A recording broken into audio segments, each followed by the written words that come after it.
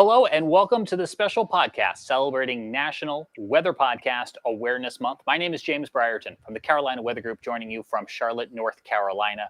We have a selection of your favorite hosts and some new friends that you're going to meet over the course of this special crossover episode featuring some of your favorite weather podcasts from across your feeds. We've got the Joe and Joe Weather Show. We've got Stormfront Freaks. We got Weather Brains. We got the Weather Lounge. We got Chaser Chat. Some of you are joining us right now live on YouTube and Facebook. And if you are, you're invited to join our conversation by asking a question or sharing a comment as we go through this live broadcast. Some of you may be listening to this show later on as a part of your favorite podcast feed. And so we invite you to check out the description for links to all of the shows we just mentioned here.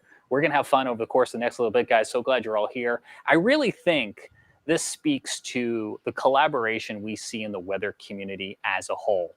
Whether it's during severe weather or during forecasting, the whole spirit of weather in this country is to collaborate, share data, share science. And that's why all of these shows that could just as easily be competitors are here together now for the shared love of the science that you all, our audience, do enjoy.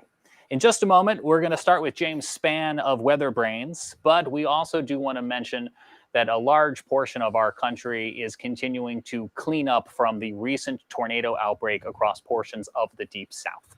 If you're able to help, we encourage you to donate to an organization like the American Red Cross at redcross.org to help all of those impacted by the ongoing severe weather aftermath in portions of our country. Let's start with James Spann, who is in Birmingham, Alabama, and was pretty close to the severe weather outbreak that we saw recently. And unfortunately, James, probably more storms yet ahead this severe weather season. So before we talk to you about Weather Brains, let me talk to you about storms. How is everyone in your neck of Alabama doing? And we know this impacted states like Mississippi as well and other portions of the South. So I wanted to start with that here tonight as we bring you into the show. It was a rough ride this weekend. Of course, Mississippi had the brunt of the deaths. We had one fatality here, and it was in a mobile home, and that's one of our biggest struggles. It's doing better for people that live in manufactured housing. All of us, we have to do better. We had one death, but we had huge hail that produced a lot of damage. That really didn't get a lot of attention, and we had major flooding problems. So it was a wild weekend, and we're gearing up for another all-nighter Friday night. I think I had 3 all-nighters in a row. We've got one coming up Friday night. But, this is March and April. This is what we do here. I will never, ever, ever gripe about the lack of sleep. I've not slept since 1973, and I love coming to work every day. So, it's just what I do. Well, we appreciate as colleagues, but as audience members and community members, all that you do, both on Weather Brains and on ABC 33 and 40, trying to keep everyone safe. And I think if I can speak on behalf of meteorologists across the country, we try to emulate exactly what it is that you do so well, both on air and online. So let's talk a little bit about Weather Brains, because as I think I told you the last time you were with us on the Carolina Weather Group, I kind of see you as the godfather of weather podcasts. We're all kind of imitating what you have started. Take us back. I'd have to imagine most people who are listening to us right now on any one of our shows probably is familiar with your show. But if they are not, what year did you start it and why did you start it? The year was 2006, and I don't even think most people knew what a podcast was. I'm an early adopter. Early adopters get the good Twitter handles and the Gmail addresses and all that, but I need a creative outlet. For those that don't know, for what I do, it's pretty hard. I work from 4 to midnight every day. And that's not an exaggeration. During the week, it's not quite as bad on weekends. And everybody needs a little bit of time just to relax and to talk and to, express yourself other than a 30-second radio cut or a 3-minute television weathercast or whatever. And so we discovered this new platform in 2006, and so we started it, and we never intended on anybody to listen to the show, and it was just audio. We had no video back then. And we haven't missed a week, to my knowledge. Now, I'll take a week off from time to time. We'll do 2 shows in a week. So I think we're approaching episode number 900. So that's our standard line. Listen, we're not the best show. You got this slick looking graphics here. I mean, this is good stuff. This is professional. We just get on there and have fun, and we don't really worry about and I like what you said too. There's no competition here. None whatsoever. We want everybody to be successful that does a weather podcast. We all need to learn. That I need to learn something every day. And all of these shows are outstanding. But now we've grown from originally we just had me and a couple of others, and now we've got some pretty cool regulars on the show every week. We've got Dr. Neil Jacobs. Neil was the administrator of NOAA. Kim Cloko-McLean, who is probably the most renowned social scientist involving meteorology. James Adelot. James is great. James is in Tulsa. Troy Kimmel, who's down in Austin, Texas. We have Jen Naramore, that's up near Columbus, Ohio. Bill Murray, who's down here in this part of the world with me. And we just like to bring on guests and talk and learn. So it's just a way to express ourselves. And I love the fact that we don't have some jabroni guy in my ear yelling, rap. We could just talk. We don't have a firm out time. We just talk until we get tired. Yeah, the only person in my ear here tonight is you guys, which is good news. I think you're right. I think we all have so much fun doing that, and I think that's what brings so much of us back. I can't speak for the other shows. My show, no one gets paid, and we're just coming back to do it out of love. So, James, let me ask you this question. You've mentioned at your show you've learned a lot. You've had a lot of guests on over 900 episodes. I will put you on the spot. What is the first thing that comes to mind when I say, what is the most interesting thing you've learned while conducting an interview with a guest? I think the most important thing I've learned is that what we do is not enough. My background is physical science. That's all I know. My first major in college was electrical engineering. And then I finished in meteorology. I have never taken a single class in communication or human behavior. And I was born to be standing in front of a green wall when there are tornadoes flying. It is my purpose in life, I believe, to mitigate loss of life during tornado events here. And I learned through our guests over the years that we don't know a lot about human behavior. And by golly, we better listen. And I think the other thing I've learned is humility.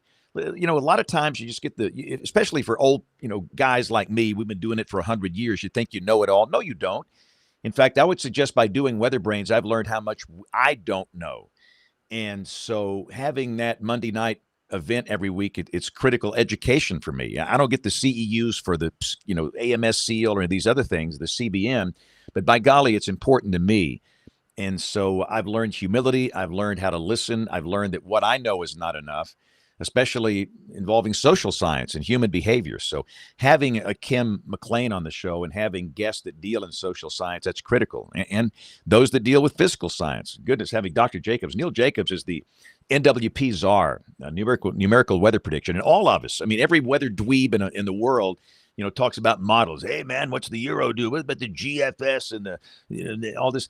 He understands the physics better than anybody else on the planet. And having him on the show to help navigate through circumstances and different case studies, it's really good. So I think the most important thing for all these shows here is the fact that we can learn something and at the same time have fun and laugh. If you can't laugh, we have no hope. And I think most folks here have a sense of humor and we can deliver content in a fun way.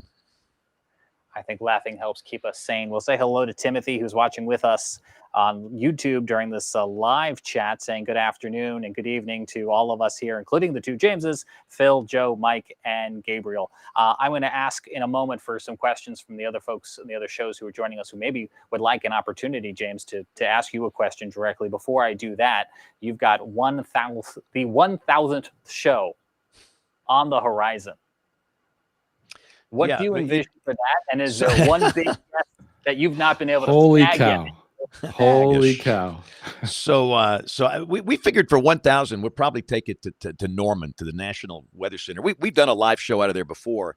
It was that show was the most bizarre show we've ever done. We were live in the auditorium. If you've ever been to the National Weather Center, it's down in the basement. And they put me down there with Chuck Doswell. And I think most people that are older know Dr. Doswell. He's taught me more about severe local convective storms than any other human being on the planet. The man is brilliant. But Chuck can be he's an interesting personality. But anyway, I won't get into the details of that. But one of the thoughts is to do show 1,000 there at the National Weather Center. And I should mention Rick Smith, of course, is on our show. Rick's the WCM of the Weather Service in Norman. And, since everybody's there, or we've had thoughts of doing it at a barbecue joint in Memphis or Kansas City. I don't know. But we want to do it live, and we're going to bring in everybody together because like everybody else here, we do it virtually, which is fine. But every once in a while, I think it's good to be together.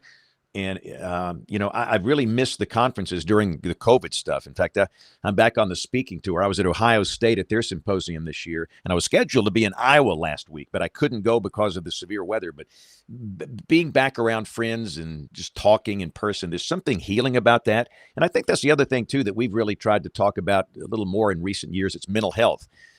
We've got a mental health problem in this country. And the truth is, every family has mental health issues, everybody. And everybody in the weather enterprise, at some point, if you do this long enough, you will encounter some event that will trigger some type of mental health issue in your life. And to be able to be around friends and talk, there's something just healing about that. So, yeah, we'll do show 1000 summer. I would prefer to do it at a barbecue joint. So we'll probably find one somewhere, or the National Weather Center, or maybe we'll bring in barbecue at the National Weather Center. I don't know. I think mental health is important, and I know you and I and some other folks at the Carolina Weather Group had a chance to talk about that when we were privileged enough to have you on probably more than a year ago now to talk about the April 27th, 2011 tornado outbreak. And you're absolutely right. That's one of those things that I think I have learned a lot about, as you mentioned, social science, also the mental health and the fatigue that goes into doing this as a forecaster, but also as a community member when you're constantly maybe going through kind of a training one system after another.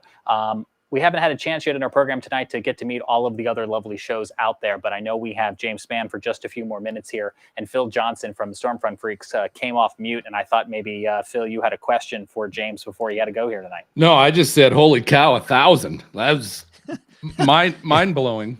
It's about time to stop, probably. I mean, we need an exit strategy. Well, so that's my question, James, is so you've been doing this now almost 1,000 episodes. What and you talked about how you like keeping it pretty low key, nothing too fancy. But what would you say? Do you have any goals in the horizon with Weather Brains? Anything new you'd like to do with it? Well, I think, and listen, I'm people all the time, they ask me, when am I going to retire? Never. I will drop dead doing this show or on that green wall or something. I just can't. The minute I stop, I'll be dead within 6 months. So, as long as I'm here and if I've got the energy and the cognitive skill, I'm still going to do this. And instead of worrying about production value, you guys are, all these shows, everybody on this show here, your production value is so much better than ours. I mean, I come in here, 10 minutes before airtime and just hit the button and go. And, your production value is great. I think we probably need to improve that a little bit. But still, my main thing is just to keep increasing the quality of guests that we bring on the show, where we can learn and laugh. And again, the things, goodness, the guest quality has gotten pretty good. And we did tackle some of the hard topics. We brought Ryan Hall on the show, and half the people said, "I'll never watch your show again, you bunch of sleazeballs." And the other half just, "This is the greatest show you've ever done." But I think it's important to bring on people like that, to let them talk and, just to air it out. And we're probably going to do a storm chase deal. And all of y'all have done storm chase episodes, and we have. But lately, this yin-yang stuff on the tweeter, it's not healthy.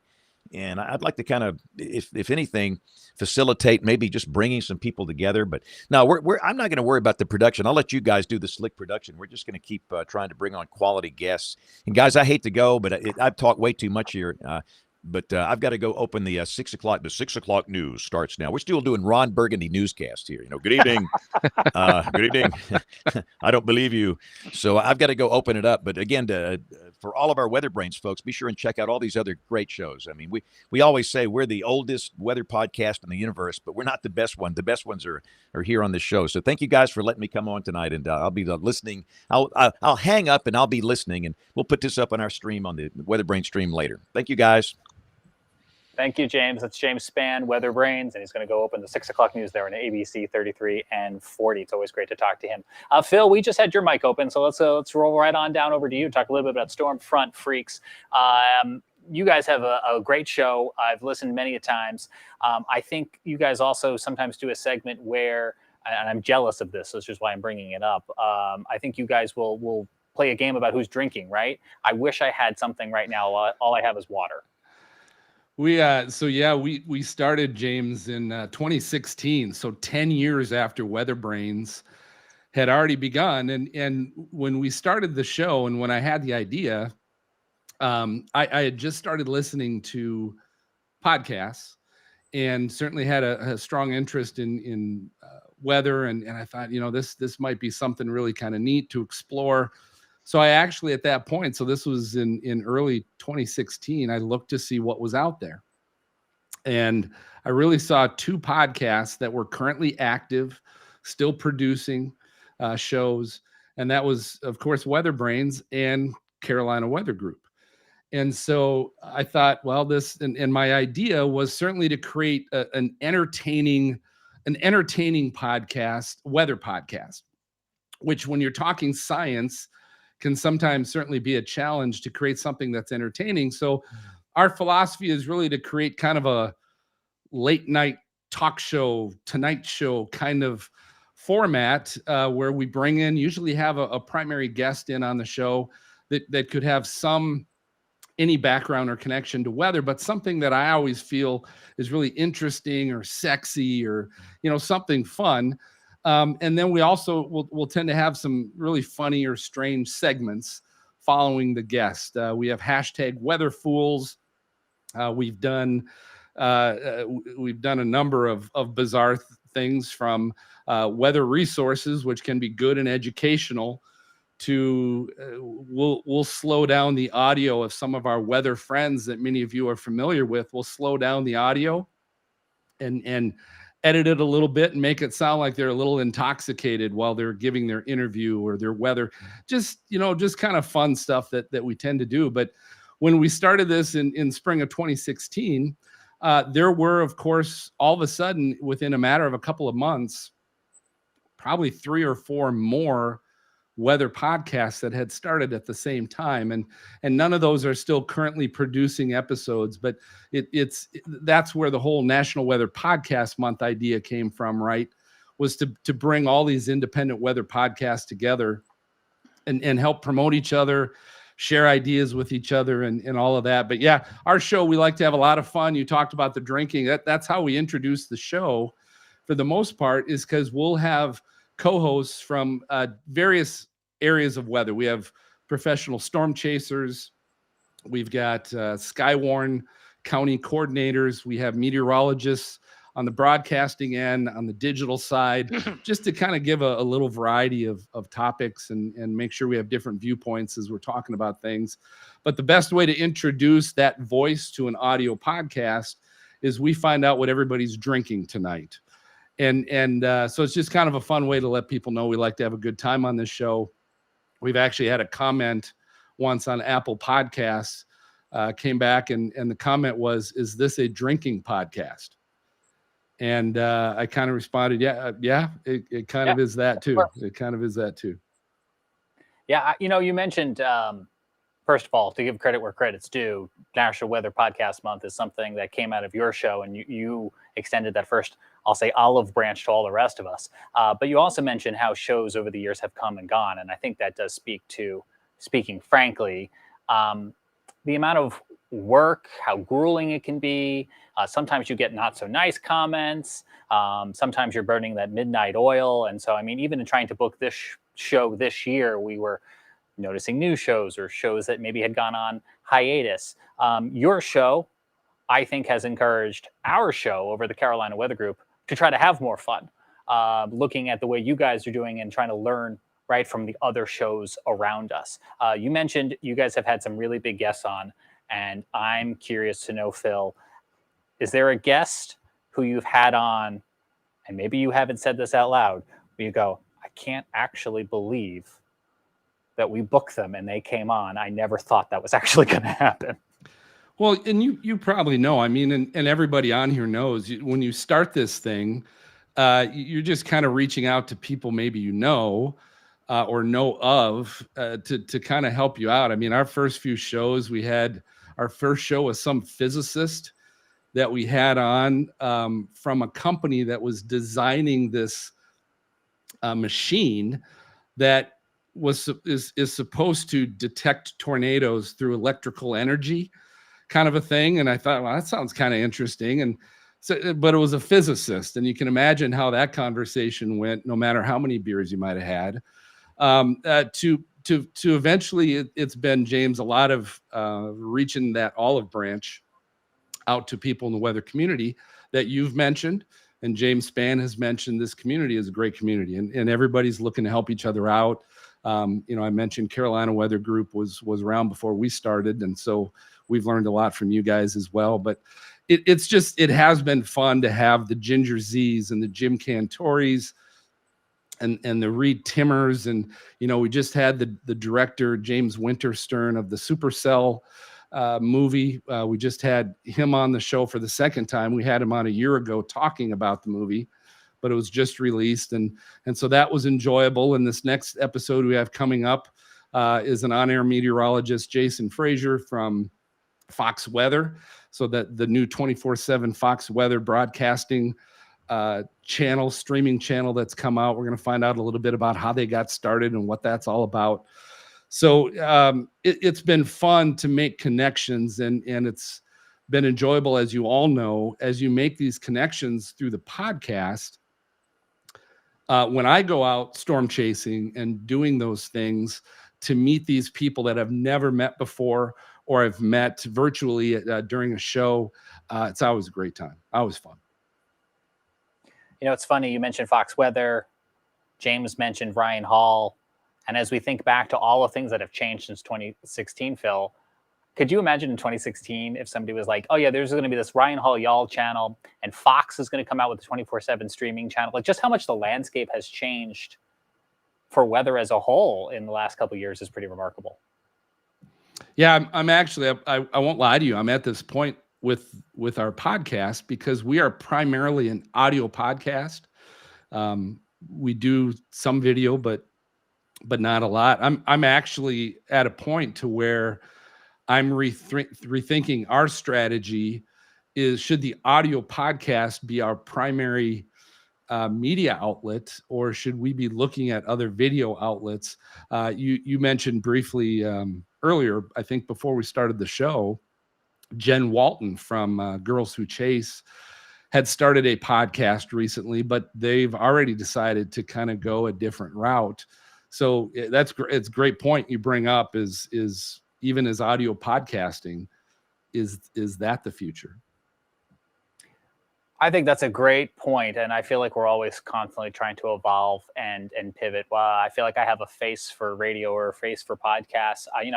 You've got a nice backdrop here. I think you're ready to, if you wanted to emphasize the video front, you're already well lit, and you obviously got the microphone equipment. Let me ask you this, Phil, for anybody that's maybe listening to this and on the fence about starting their own podcast, about weather or about something else. We've talked a lot about how hard it is. But from an equipment and an accessibility standpoint, have you found with Stormfront Freaks that it costs a lot of money to start a show, or have you found that maybe it wasn't as scary as you thought that was going to be? No, to me, it was fun. I mean, there was certainly a learning curve there, right?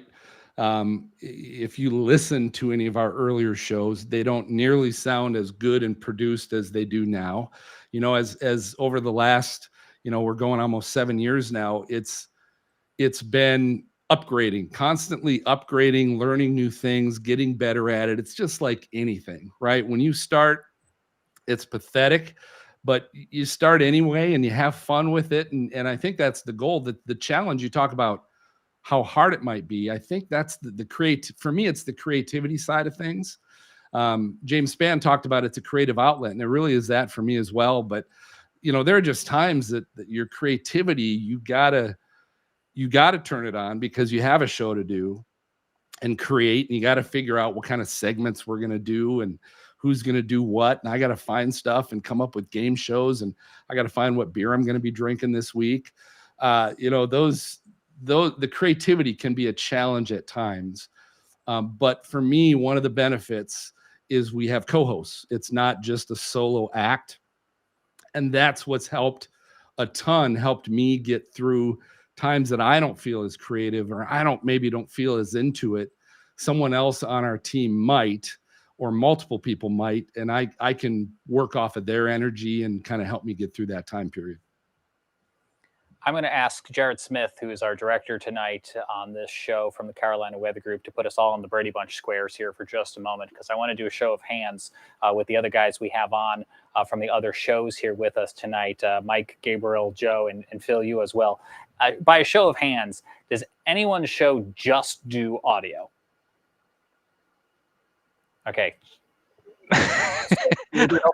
I'm kind of some. The Weather Lounge kind of went so Yeah. and so. Yeah, mostly audio, but we do dabble in video from time to time. So let me ask this question. Does anyone just do video, which obviously has audio, but I mean, like, you don't distribute the audio as a part of an RSS feed? I'm not sure on my end, because the technical person is my partner, Joe Chiaffi, and he's on virtually every social media platform, Patreon and YouTube and Facebook. So I'm sure that in some cases there are situations where you'll just hear us and not see us. But again, we get a lot of our viewership indeed from being on YouTube. YouTube's a huge discovery for us here at the Carolina Weather Group. And we're keeping in mind that some folks may just be listening and can't see where I'm pointing or which hands are going up in the air. Let me go back over to Mike from the Weather Lounge. We haven't had a chance yet to talk about your show, but let's start here, Mike. Why is it that audio is what you guys kind of focus on, and what have you guys been toying with in that department, I suppose?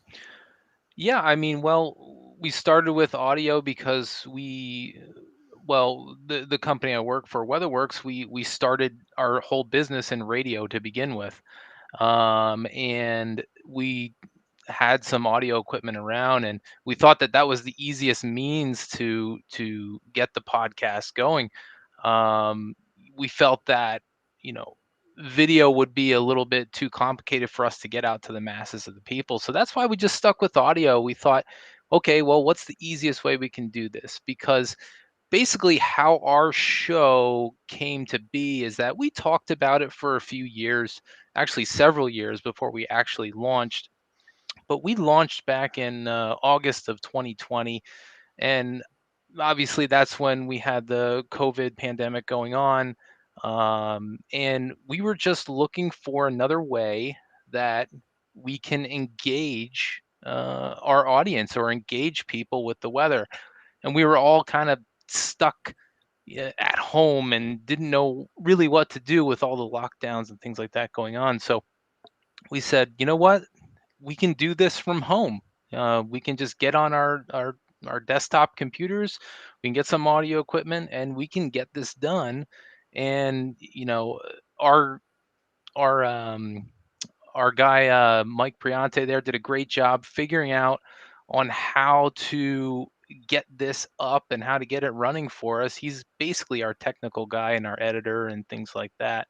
And then my co-host Brad Miller, he also helped out a whole lot because he's typically a co-host with me on the show. So we keep things light that way. We have a lot of banter back and forth. August of 2020 was probably about the time, Mike, where I no longer had to explain to our guests what Zoom was or how Zoom worked, because I like to say we were using Zoom before it was cool.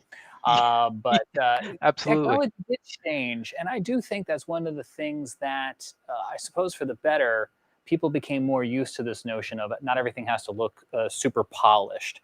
Tell us a little bit more about your show, Micah. What can viewers, or I guess I should say listeners, expect out of the Weather Lounge if they haven't had a chance to listen to you yet? Well, we're trying to have fun. We're trying to be laid back about it. I really like the Stormfront Freaks idea about having a drink with the podcast. I mean, I remember seeing that and I was thinking to myself, I just don't know if my boss would like that. So we're going to have to kind of back away from that for the time being. So, but I do like that idea, that's for sure. But yeah, we like to be laid back about it. And, we like to relate the weather to how it affects people's lives, how it affects different companies, different job duties. So from that, we've had guests ranging from the director of grounds for the Philadelphia Eagles and how they deal with the weather. We've talked to military colonels on how the weather affects their operations on the battlefield. We've talked to the hurricane hunters, climatologists, Dr. Richard Alley from Penn State University. He was one of my professors. And even the director, Jamie Winterstern, that you guys mentioned, we talked to about the Supercell movie. So, we had I honestly got to say that I'm pretty much floored that all you have to do is really reach out and ask. And people are more willing to do these interviews on podcasts than you really do think. And if anybody's out there looking to start a podcast, just go for it. Just try it. Just ask. You'll be surprised how many people actually say yes. So don't think that they're going to automatically say no. Don't have that in your head. It's amazing what you guys can really accomplish. Yeah, and I'll piggyback off of that if I can, Mike. For anyone who's watching or listening and thinking about starting their own show, I have had the same experience where guests will say yes. And I think they're just so excited to share and talk.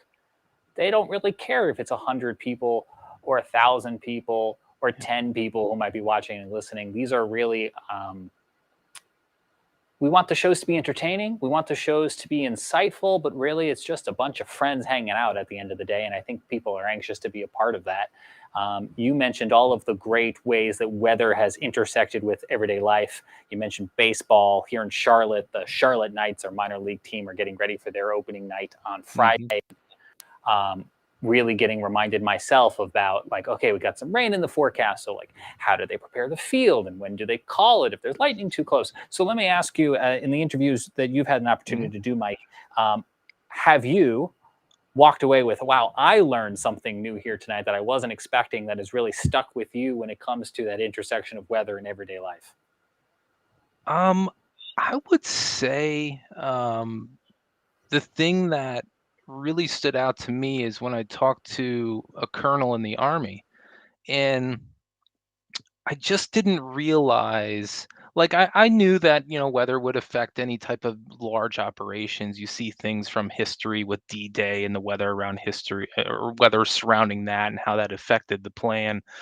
But just in their everyday operations, he was really into ballistics. I think he had I forget what it was, a battalion or something like that to do with ballistics. So they have to basically shoot, their projectile 20 miles away and hit a like 100-yard target across, and be accurate, or even closer than that, I believe. And in order to hit that, they have to calculate what the winds are doing at the surface, what the winds are doing aloft, if there's any clouds in the area. I mean, it's amazing all the calculations they have to do in order to get that on target. And I think that was really impressive to me, um, that how much that affects things. And not only that, but it was with their equipment, with their night vision things.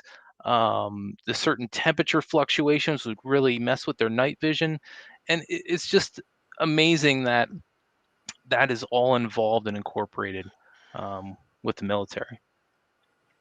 This is the producer and me speaking out loud now, Mike. But as you were talking, I was thinking about a similar application, and there's a podcast for this one too. So Phil, write this one down for next year. Fantasy football weather guys incorporate some of what you were just talking about, Mike. Right? Like, what's in the atmosphere? How heavy is the air? Which way is the wind blowing? And how, in their case, you actually stack your football lineup. That's a good point, actually, and we do have a guest coming up on the Weather Lounge in the next couple of weeks. His name is Ryan Ripken, and he does this basically. He incorporates weather into fantasy sports. So not only was he a minor league player and things like that, so we want to get his perspective on how the weather affected his playing days, but it's also impacting his fantasy interests. So it's really interesting. I'm curious to see how that all pans out. I know, as we gear up for the baseball season and the amount of pure volume of games that they play and how often weather intersects with all of them. Good stuff, Mike. Before we go tonight, in case anyone at home is trying to frantically write these down, we'll go back through all the shows and where you can find and listen to them. I want to go to Gabriel next, as we were talking about audio podcasts, but I want to start with a question about the name of your show, Chaser Chat, because I'm wondering if you guys deal with something we deal with at the Carolina Weather Group, which is our name is very specific. So people who are not in the Carolinas might think, why would I ever want to listen to that show? I don't live there. And we always are trying to overcome it with branding that says, no, it's a show about weather science and technology from the Carolinas, but it's for everyone. So for Chaser Chat, for anyone who's not familiar, is it a show geared exclusively towards chasers, or is it about chasing but would appeal to anybody? Well, first off, I just want to say thank you very much for allowing me this opportunity to come on the show. It's been really awesome getting to hear from everybody. So just really appreciative of that. And to answer your question, it is definitely a show for anybody who is, I would say, peripherally interested in the weather. Because even though it's called Chaser Chat and it does more or less specifically target people who storm chase, we have such a wide variety. I say we like there's more than one person. I have a lot of guests on the show. For instance, one week I might have Pecos Hank or Ryan Hall on, and the next week I might have somebody who is an immunologist. That just to think of a recent episode that we had to talk about bacterial and fungal infections that can occur after severe weather events, specifically tornadoes and the ensuing infections that happen after that. So it's definitely something where if you are a storm chaser, you're probably going to be a little more interested in it, because at the end of each episode, we're always taking everything back to storm chasing and talking about whether it's, a younger person who's only got a chance to chase locally or a person who has been chasing professionally. We always take it back to that. But there's certainly a lot of people. Another one that comes to mind is Dr. Lee Orff and his supercell simulations that he's been doing. We had him on, and that actually, strangely enough, was the most listened to episode of all time, about 2.5 years ago. And he, I don't believe, has ever chased a single storm. And all we did was talk about what is happening within computer models. So definitely something there for everybody. I have not chased, at least with any diligence, an actual storm cell other than ones that are on my computer screen, which I will jokingly circle back to with you. But I want to know about the origin of your show. Are you a chaser, and then thus this is what inspired you to start making a podcast about it? So I have actually been in broadcasting now for a little over 15 years in one form or another. And I've always also been very interested in the weather, but because of scheduling limitations and just not really knowing where to find any resources, it was really just sort of a local hobby. I knew what a hook echo was. I watched some of Skip Talbot's videos so that I could actually identify what a supercell looked like in the sky. So if anything came locally around Columbus, Ohio, a little bit to the west out there near Dayton and those areas, I'd go out and I'd take a peek, and never really saw too much of interest, but it was something that I liked a lot. Now, flash forward to the beginning of the pandemic, and this actually was something that I've noticed as a recurring theme with a lot of my guests, that people basically were sitting at home with a ton of time on their hands and no real idea of what they were going to do. And so it feels like a lot of people collectively just decided, hey, I've always kind of liked to look at clouds. I think I'm going to actually take this a little more seriously. So I was able to hook up with a couple of folks who gave me some private lessons on forecasting and how it applies to storm chasing. I read a couple of textbooks, and also I joined the Twitter community, the WX Twitter community, which has just been absolutely phenomenal. The amount of knowledge sharing that people are happy to give has just blown me away. It's got to be one of the most welcoming communities that I've ever been a part of. And out of that just grew this idea of, hey, well, I've got this broadcasting background. I'm really interested in the weather now, even more so than I was when I was younger. And I'm meeting lots of interesting people. I think it's about time we start a storm chasing podcast that focuses on that aspect of things, because I saw there were a lot of podcasts out there, the ones that we've heard from on this show being prime examples. But I didn't seem to find one that was specifically dedicated to, I guess you could say, the storm chasing community. And that's how this show began. I think that's what's so great about our landscape is any sort of niche that you're interested in, not only can you learn about it, but now there's shows and productions about it all, whether they're podcasts or they're YouTube channels. Why have you guys found that audio is the best delivery mechanism for you guys? Well, first of all, if you take a look, face made for radio right here. So there's no denying that. And second of all, I've done a lot of video broadcasting in the past. There actually was a time where podcasting and live streaming was my full-time job. And I found that you tend to get a little bit more of a relaxed atmosphere when you're doing just audio. And that's really the goal that I was striving for with Chaser Chat. For those of you out there who are considering listening to the show, I had two primary influences for it. I listen to a lot of podcasts myself, about 10 to 15 hours a day, I'd say. It's not like the actual hours. I listen to everything on 2 to 3 times speed.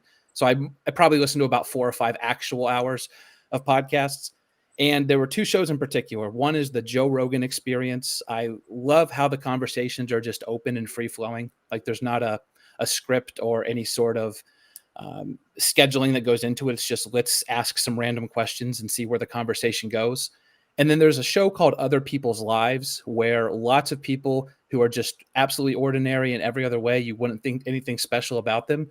They have maybe 1 or 2 aspects of their lives that are super interesting. And so these 2 hosts go out, they find these people, they bring them on, and it's some random anonymous person. In fact, a lot of the people even choose to remain anonymous. They talk to them and they just have this wonderful hour and a half long conversation about some random topic from some random person you might have met on the street, and you would have never known that this person had this just really interesting thing about them that you could talk for hours about. So those 2 podcasts influenced me. I wanted to create something that would just be a long form, free flowing conversation. And I have this idea that everybody is more interesting than they think they are. So once you get somebody comfortable, you kind of get past the preamble, you ask a few questions, you have a couple of laughs. I find that people really open up. They're willing to start sharing things, and they realize, I think, along with you at the same time, that they actually have a lot of interesting stuff to talk about. And so that's the specific reason for audio only, but I'm definitely not opposed to doing things with video in the future.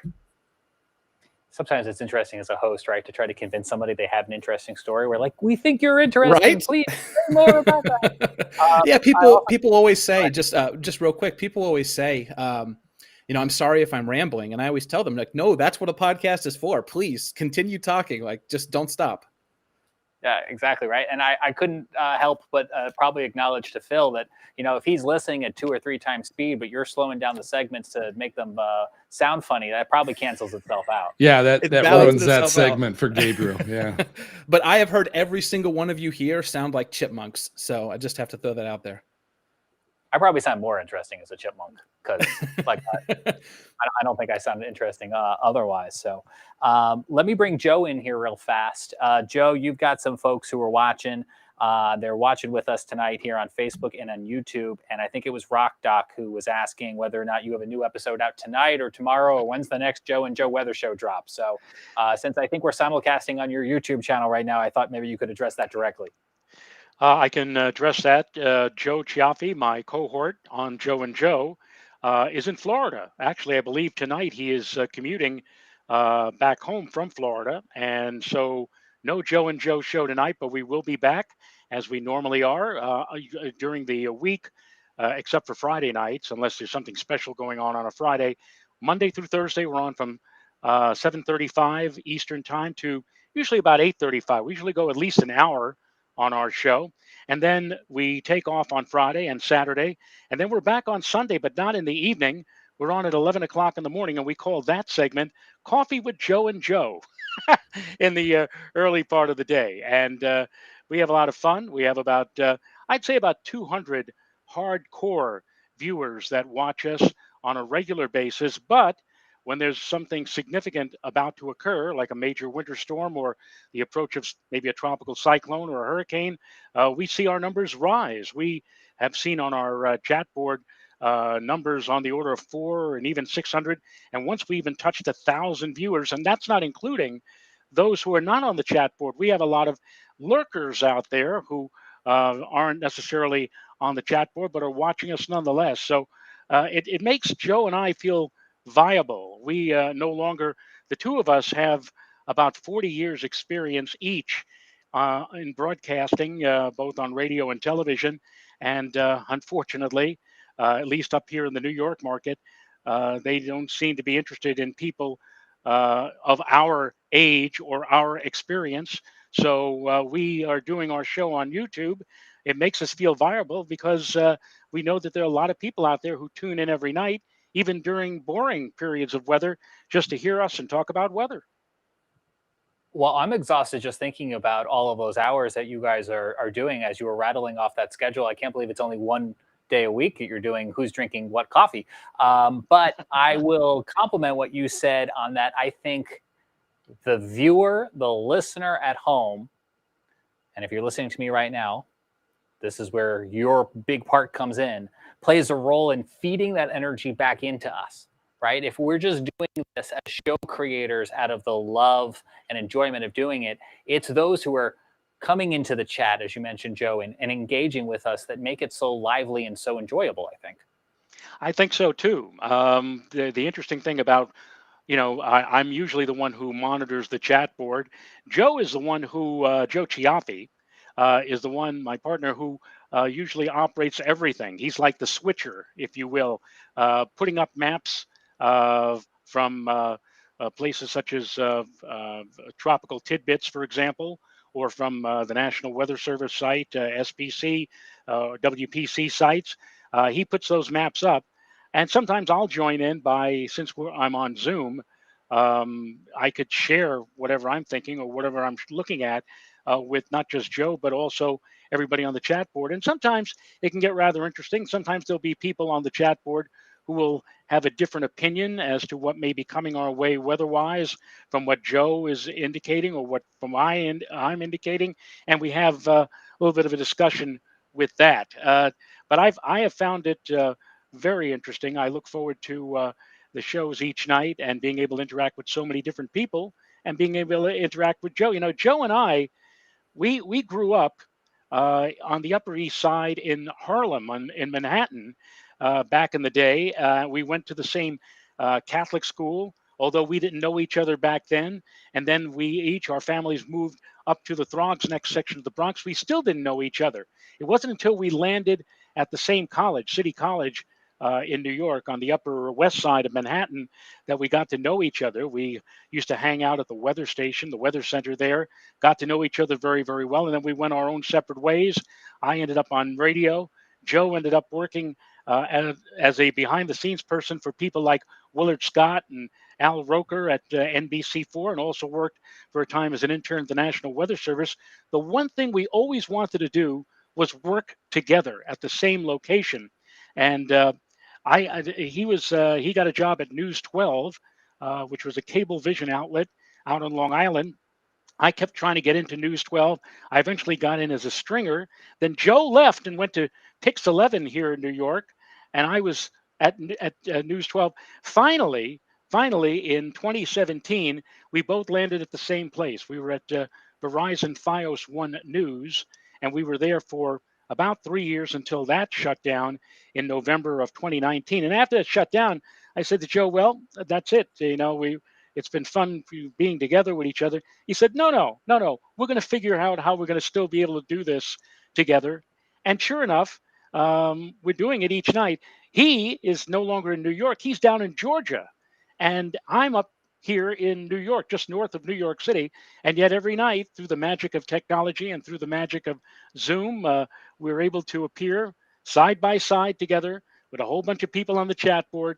And we have a lot of fun talking again about weather and other things too. We finish out our shows most nights with what we call Briller Jeopardy. One of our moderators is a gentleman who we call the chairman, Scott Briller, and he comes up with a number of different interesting questions, not necessarily in weather, but in other subjects as well. And we'll throw them out to the chat board, and I'll throw them out to Joe, or Joe will throw them out to me. And that's usually how we finish out our shows each night with a bit of fun. So it's not really all weather, it's other things as well.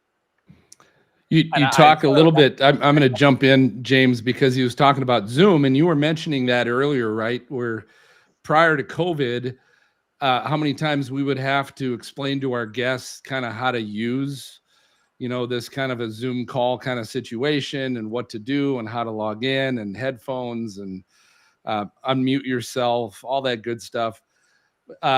James, I want to go to you because we really haven't had a chance to talk a whole lot about Carolina Weather Group yet. You mentioned certainly, and I think that's important for everybody to know, that you don't have to be interested in Carolina weather to certainly learn and benefit and enjoy your show.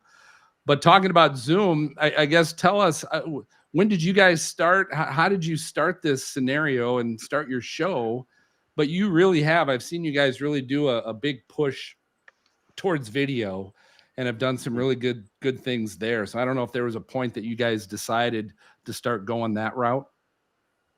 Yeah, I think that's a good question, Phil, and I appreciate that because if my wife was here, she would confirm I like talking about myself. So thanks for the question. We're in our 9th season, and fun fact, I didn't even start when it started. I got invited on a few years in just to show how collaborative these things can be. And when we started, we were on Google Hangouts, and it was just like a straight raw chat. I don't think there was an audio element to it. It went to YouTube. I'm not even sure it went to Facebook. There wasn't really this idea that we were trying to hit these people in all these different places yet. And it was just really, the genesis was broadcast Mets and enthusiasts, Skywarn watchers, ham radio operators in the Carolinas would get together and discuss the weather. It was like the interactive version of the National Weather Service forecast discussion. And then that evolved more into a show. And then at some point, I guess it was 2016 or so, I think I joined, and that was around the time we were trying to then reach an even broader audience. We want to try to appeal to maybe parents and teachers and kids who want to learn, but also still be relevant to people who are experts in the field and try to teach them something new as well too. And that's where we, I think, have really ballooned now to try to do video, because that is, you think about the YouTube algorithm, and I'm sure the Joe and Joe Weather Show have seen this too. YouTube is such a powerful tool paired with Google to try to reach new audiences that you, at least I am, surprised with the people who show up. All of a sudden, we got people watching from California or Kansas or other countries. And that's really why we try to embrace, yes, our brand is Carolina Weather Group. When there's a hurricane or severe weather in the Carolinas, that's what comes first for us. And while we are, as co-hosts, all spread across the Carolinas, we do try to make shows that are really relevant to everyone. And a perfect example of this recently is our show got invited down to go to Kennedy Space Center in Florida for a space launch. What did that have to do with the weather in the Carolinas? Really nothing, other than we all like watching things in the sky, and there's this huge overlap between technology and space and weather. That looked great. I want to know a little bit more about that, because who all went down? I saw a lot of your stuff and your reports from there, but who all went down, and what was that experience like? So it was just me, which was a very interesting experience. It felt a little like Willy Wonka and the Charlie and the Chocolate Factory thing, where they were like, here is your one golden ticket. It is just for you. And it was like, okay. So if I were to ever get invited back again, I would probably try to really say, but can I please bring help? Because I shot everything on my phone using little DJI mics. There are microphones from other companies as well too, which really I think speaks, Phil, to how far technology has come. Because we shot the whole thing, both the live elements and what I essentially now lovingly calling the documentary version of it as well too, in 4K on the phone with wireless mics that captured right into the phone or streamed us out over 4G, 5G, and Wi-Fi, which is just, it blows my mind. First of all, talking about, and this was something Joe brought up, people behind the scenes pushing buttons. In his case, it's the other Joe. In my case, it's Jared Smith. Jared, can you turn your camera back on so we can see your pretty face? Because there he is. This is the man who not only tonight has been pushing the buttons, moving people around the screen, but also is the man who made my dream of the Kennedy Space Center stream happen, Phil, is because that man was back in front of his computer making me look not dumb. Nice. Nice. Well done, Jared. Because he didn't look dumb. He looked pretty smart. So that was good. And it was a team effort. We have a video editor who is in New Jersey. What does that have to do with the Carolinas? Nothing. He's just a great, excellent, smart young man. And he was taking in all of the video that I was about to say we, as Gabriel did in the Royal Sensor Chaser chat, that we were sending back, that I was sending back. So the videos were going from Florida to New Jersey, Florida to Charlotte to New Jersey, and then down to Charleston. And then can I, James, are you okay if I ask a question to the whole group? Please, yes, we can put everybody in the Brady Bunch. So here's what I want to find out from each of you, and I'm going to start with I'll start with Gabriel, because I listened to one of your recent episodes with a chaser that was chasing during the Mississippi tornado outbreak we just had last week, and you mentioned, or I thought I saw something on Twitter where you talked about, because we've been the same way. We've tried to be a timeless show. We don't talk a lot about a lot of current events, but we had a show the day that Hurricane Ian hit landfall, and we talked to a couple chasers and a resident, And that was a really popular show, but it was certainly a stray from what we typically do. And I thought I heard you say that yours was pretty popular as well. So my question to the whole group, but Gabriel, I'll start with you. Do you have a goal to try and be timeless, to where you're not talking about current events and someone could listen to your show at any year, any time, and it's still going to be relevant? Or are you, maybe based on that one episode, are you looking at maybe trying to do some more timely current event kind of shows? Well, thank you for the question, because that's actually the other thing that I was hoping I would get a chance to mention. It's definitely something I have been considering quite a bit, because up until this point, Chaser Chat has been purely timeless episodes. Everything's been evergreen. I could, tweet out an episode that happened 3 years ago and it would be just as relevant as it was when it was first recorded. And I've had this thought for a while now, since I am specifically geared towards storm chasing, that wouldn't it be cool to get a chance to talk with folks as soon as it is, safely possible, even if they're just driving home, I can call their phone on Zoom. And I was like, well, this event that occurred on Friday night with the Mississippi tornado, obviously, it was absolutely devastating, just tremendous tragedy. And there's obviously going to be a lot of people who are interested in hearing about what it was like in the direct aftermath of that. So I just decided to call up one of the chasers. I DM'd a bunch of people. I called up one of the chasers. They talked to me for about 10 minutes. And like you mentioned, I was blown away, because it now has been 5 days and it is already the most popular episode that I have posted. We're talking even episodes that I posted 3 years ago with like Pecos Hank, Skip Talbot, Dr. Lee Orff. It just on a quick check today has already outperformed all of those. So I do think I'm going to be doing a few more of those into the future. Obviously, it's tough. I'm not sure what everyone's situation is here in terms of your full-time jobs, if this is your full-time job. I have a separate job other than just podcasting. So trying to coordinate all that on the fly might be a little challenging, but I do think the payoff will be worth it. And I think as long as you're dropping some evergreen content into the feed with some time-sensitive content, I think people will be appreciative of that. So, Joe, I'm going to jump to Joe, because I know you guys do cover a lot of current events, current weather events, but how do you try to mix that up a little bit? Do you like sticking to current events? What's your philosophy there? Well, yeah, I think people are drawn to us, as I mentioned earlier, especially when there are major weather events taking place, and not necessarily locally. I think one of the more popular uh, uh, conversations that we had outside of the New York area was back in September of last year with Hurricane Fiona, which was headed not for Florida or not for the Carolinas, but for Nova Scotia. And that afternoon, less than 24 hours before landfall, I got the idea that, hey, maybe somebody at one of the radio stations in Nova Scotia might be interested in talking to us. And we were able to hook up with somebody and spent a good 15 minutes. And he was going point by point over everything that was happening.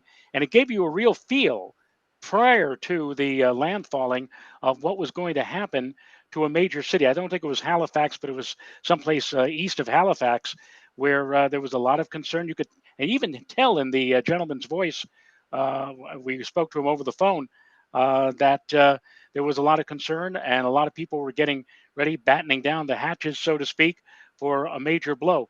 Incidentally, the storm was not a hurricane when it made landfall in Nova Scotia, but an exceedingly strong extratropical storm with winds gusting to over 100 miles per hour. I don't know, quite frankly, when they go over 75, I don't care if whatever you want to call it, a hurricane or an extratropical storm or whatever, it does damage. And indeed, in the aftermath, we found out that it did a lot of damage and a lot of people were out of power for many, many days. So that's an example of how we sometimes get involved with places other than New York, but we also talk in advance with in advance of a major storm system with people over at the National Weather Service, Bill Goodman at Upton, New York City office of the National Weather Service, or even somebody who Joe and I went to school with at City College, Tony Gigi, who is now retired but was down at the Philadelphia Weather Service for many years. We get his expertise or his thoughts on an impending weather event.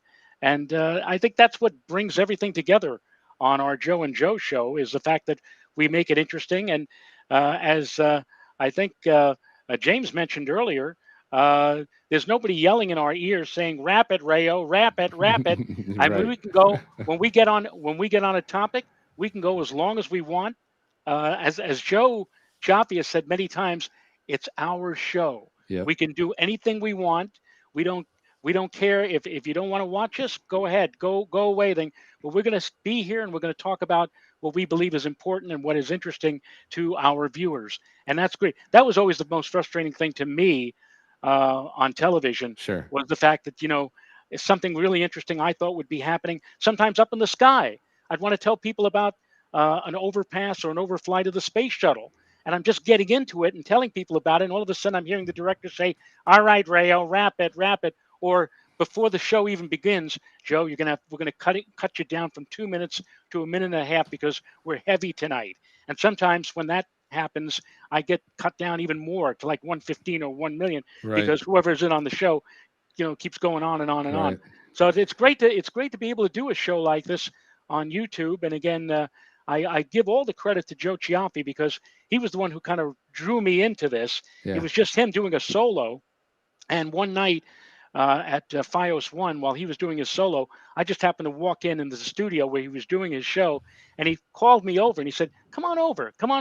So I sat down next to him.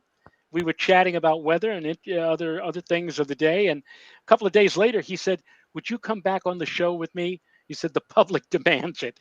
Wow. Okay. Well, you found your new calling. I'm going to jump to Mike. I know, Mike, you guys are really focused a lot on the guests as well, but are you mixing in current weather events, or what have you found works best for you guys? Well, I got to tell you, yeah, we are focused a lot on the guests. But one of our best episodes was when we did the long range forecast for the winter season. And that seemed to really, I mean, people are just enamored with what the winter might bring. So I feel like that one really hit a chord for a lot of people. So, and I know my co-host Brad, he's always pressing for us to, hey, we got to do something when a storm's happening. We got to be more on top of a nor'easter, because we're up here in the Northeast. We're based out of New Jersey. And but we always run into a conflict, because then our actual duties as meteorologists informing our clients, that takes precedence over everything. So having that extra time during the storm is always difficult to find. But maybe as we go into next winter, I think it's something we should consider a little bit more, especially hearing what Joe had to say there. At least before the storm, maybe we get into the kind of crux of the forecast, what can go wrong, where this rain snow line is going to end up, things like that might really resonate with a lot of our audience out there. So it's something I think we should probably consider a little bit more. Yeah, Mike, and go ahead, Joe. I didn't mean. Mike said one of his most popular programs was about long range and about the upcoming Yes. winter season, for example. I just want to bring up here, we've had this gentleman on the show a couple of times, and his name is Jim Witt. And Jim does long range forecasts, and each fall he puts out a calendar with his long range forecast, with his long range predictions. Now, he and I are differing on his methodology. He uses, and I still don't understand how, he uses the moon, he uses the planets to forecast long range weather forecast for the upcoming season. But the one thing that I do agree on is that this calendar, which I brought up, he's been putting out this calendar since 1986 with his long range predictions, and he sells it. He's been on WHUD here in the Hudson Valley of New York for almost 50 years now. This calendar he sells every year. Every single cent of this calendar doesn't go into his pockets. He formed the Hope for Youth Foundation, and all the money that is garnered from these calendars goes into children's charities, like, for example, Ronald McDonald House, St. Jude, like 30 different charities for kids that, as he said, has been dealt a bad hand in life. And single-handedly now, this man, he's a meteorologist. He's been, again, on the air for a good number of years here in the Hudson Valley. With these calendars, he has made, since 1986, nearly $5 million. Yeah, that's great. And that $5 million, Again, all going to children's charities. So if you're interested, all you have to do is go on Google and type in Hope for Youth Foundation or Jim Witt, and you can find out more about Jim, his long-range methodology. I think he actually has a website called the Weather Whiz. And you could also find out as we get toward the end of the year how you might be interested in getting a copy. I think his there was calendars. yeah, that's good. I think there was an NFL player that got caught at an airport with something called a whiz. I don't exactly remember the rest of that story, but I don't want to leave without bringing up James with that same question, because James, I think Carolina Weather Group, really, you guys, I think, have done a great job with balancing the guests and evergreen content with current weather events, and you figured out some, so I guess, mathematical equation to that somehow. The But secret maybe, sauce. yeah, tell me about that. I'm glad it looks like we've got it all figured out, because I do think it's ever evolving. But yeah, we I'm going to say we struggle with that too, in the sense of what Mike was talking about, in that we all have other day jobs and a lot of them are weather related. So it's hard to be in two places at once trying to cover severe weather. So we try to balance in our shows and in our feed what is evergreen, what is going to have, as the analysts like to call it, the long tail, so the audience can enjoy it for a really long time into the future. That makes it very productive on our part. But again, the community responsibility, the community outpouring, we really see those spikes in audience numbers when we come into severe weather, tropical season. And so we know that we are in a good position. We feel confident that we can help prepare ahead of the storm with forecasts, with understanding of impacts, by answering questions. And then, frankly speaking, what our current plan is during a lot of severe weather outbreaks is, if we can be live, we will be. And if we can't be live, then we rely on a lot of the great resources that are available to us into this country from the NOAA and the National Weather Service, by putting up radar and warnings and information that is coming in essentially off the wire and streaming that out. Because while I would love to be there all the time, because it's not my full-time job, because it's not the full-time job of the other hosts, we can't always physically be there, but we still want the information coming out. And that's where I think we've reached a good balance. What about you, Phil? I want to ask you before we go here, if there anything else about Stormfront Freaks you wanted to mention that we hadn't yet touched upon. No, it's like I said, we're ever evolving. We're constantly trying to, get better and figure out what's the next step. And we've got a great group of co-hosts now that we've had for a number of years together. We went through some turnover with some for a while that just had different commitments and such that they couldn't stick around. But we've now got a good group. We've got Greg Johnson, who's a professional storm chaser up in Canada. What's cool about this podcast for me is I get to do it with my older brother, MJ, who is he's a county Skywarn coordinator up in Minnesota. So we get to do that together. He also gets to be the guy that pushes all the buttons behind the scenes too. But we have Dina Knightley, meteorologist with weather.com.